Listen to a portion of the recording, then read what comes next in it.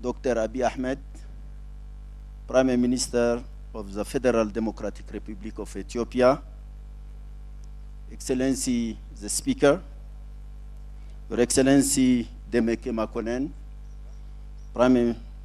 Deputy Prime Minister and Minister of Foreign Affairs, Your Excellency Olusegun Obasanjo, AU High Representative for the Horn of Africa, Your Excellency Uhuru Kenyatta, former President of the Republic of Kenya and member of the AU panel, Excellency Dr. Phumzile Mlambo-Nguka, former Deputy President of the Republic of South Africa and member of the AU panel, Your Excellency Workne Gebe, Executive Secretary of IGAD, Excellency Dr. Naledi Pandor, Minister of External Relations of the Republic of South Africa, Your Excellencies, Member of the Government and Parliament of the Federal Democratic Republic of Ethiopia, distinguished members of the Diplomatic Corps, ladies and gentlemen.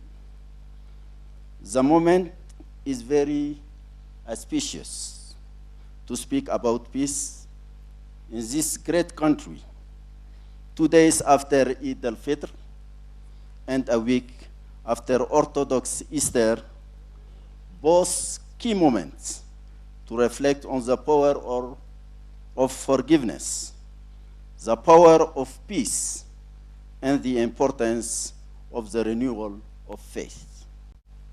So allow me at the outset to thank you for organizing this important event and for inviting the African Union to participate. It's a real honor to be among you today.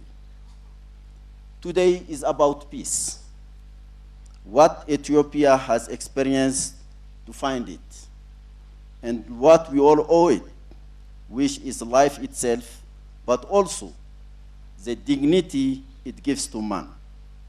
And I believe that the lessons and experience of Ethiopia apply far beyond its borders. And that is what I would like to touch on briefly with you today.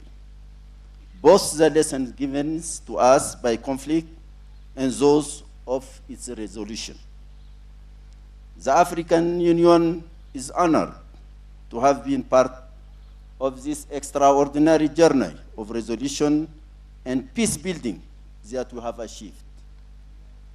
Let me thank you most sincerely for the confidence you showed in the African Union, and in so doing, your deep conviction to the principle of finding home-ground African solutions to Africans' problems. Indeed, it is the duty and the responsibility of the African Union to support member states, silence the guns, and resolve conflict through dialogue and compromise.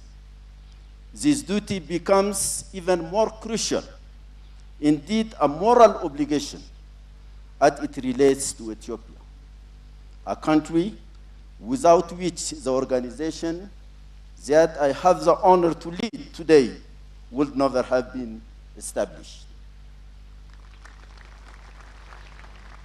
But today my job is very simple, because the job is almost done. And it is to sincerely commend the strong leadership and the courage shown by the federal government under the able leadership of Prime Minister Dr. Abiy Ahmed and his brothers from Tigray region for their common decision to silence the guns in favor of peace and national reconciliation. I also wish to recognize the eminent members of the AU panel, former President of Kenya, Uhuru Kenyatta, and Dr. Phumzile Mlambo-Nguka, former Deputy President of South Africa, led by His Excellency President Olusegun Obasanjo, AU High Representative for the Horn of Africa, All of them are present here today. Thank you very much. I cannot thank them enough for their commitment and hard work and support of the parties during the talks and the implementation of the agreement. And here let me also express my deep appreciation to the Republic of South Africa under the leadership of President Cyril Ramaphosa for accepting to host the talks. I also wish to commend the regional body IGAD, the United Nations, and the government of the United States of America for their active support as observers to this process. I think also all our partners. The African Development Bank was also a key partner. Thank you. We know that much still remains to be done. The process of political dialogue, transitional justice and disarmament, demobilization and reintegration. But with peace, everything is possible. Together, with the will and the determination of your leaders. And it is the same will and determination that brought the parties to the negotiation table to end the war and began the road to peace and national reconciliation. I was personally a witness to this strong will and determination of the parties as they negotiated a truly Ethiopian-owned process. The courage, wisdom, and frankness they displayed during the talks was something I will not forget. I was also pleasantly surprised that they decided to conduct their talk in Amharic and in camera, in so doing, owning the process and its outcomes. I look forward to seeing the same candor in the planned national dialogue, a key component of the implementation of the agreement. I look forward to the equal inclusion of women in these key processes.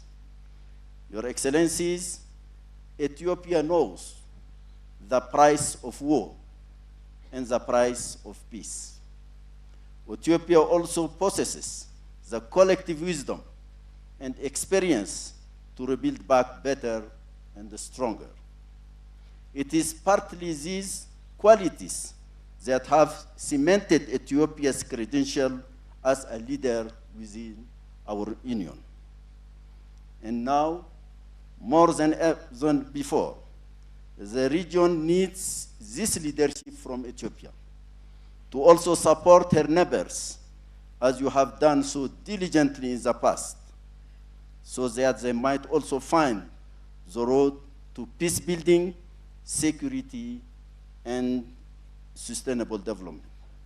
I am saying this with my thought focused on the brotherly nation of Sudan and the possible lessons that its great people can learn from you, the great people of Ethiopia.